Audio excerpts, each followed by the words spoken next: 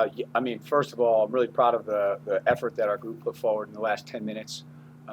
Finished the game on a 23-8 run. That just shows the competitive spirit that exists in our locker room. The first 30 minutes, we knew St. Bonaventure is a very good team. Mark Schmidt has been doing this a really long time. I have the utmost respect for him and his program. And we prepared like this team coming into Soika was an NCAA tournament team. They will be an NCAA tournament team. And it's a credit to him, it's a credit to his staff, it's a credit to his culture and what he's built at St. Bonaventure over his time. But this was just another great test for us. We're not going to win games against NCAA tournament teams unless we play a little bit more poised in certain segments of the game. We turned it over too much and we didn't make our free throws. So we have like the combination of stats that lead to losses right now.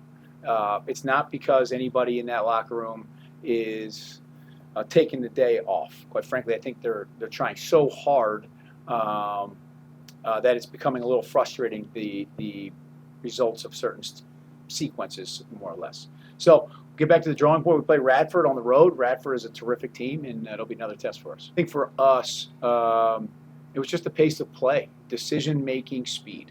And we have with the injuries, with Elvin being out a couple games, Elvin comes back in. He's trying to regain kind of what he was prior to his injury. Ian's out, so now it moves some lineups around, some players to different spots.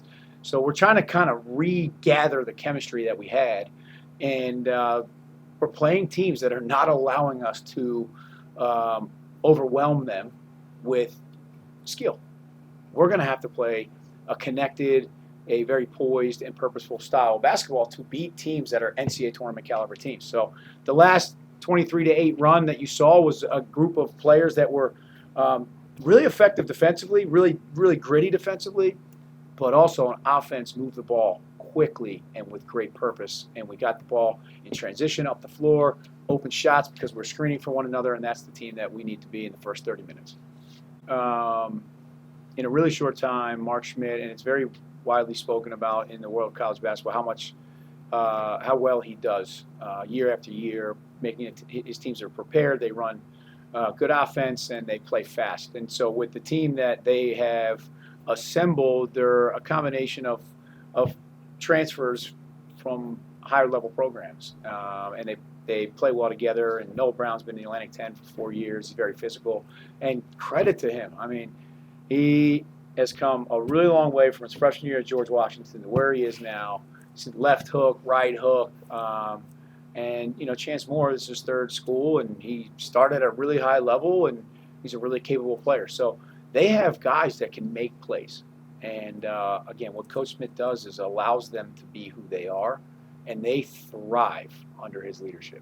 We take a lot of free throws, so we're at a point right now, and it's at no one's fault, where I do feel like this psychology of being on the free throw line for some reason is overwhelming the free throw shooter. We're missing. And there is an internal frustration amongst the players about missing those because we have guys that can make shots. The turnover thing has been a problem for us, and I do think part of it is the fact that we're playing teams that, again, are not going to let us overwhelm them. The other part is that we're at times just careless, and that careless approach really hurts us because we have a really small margin of error.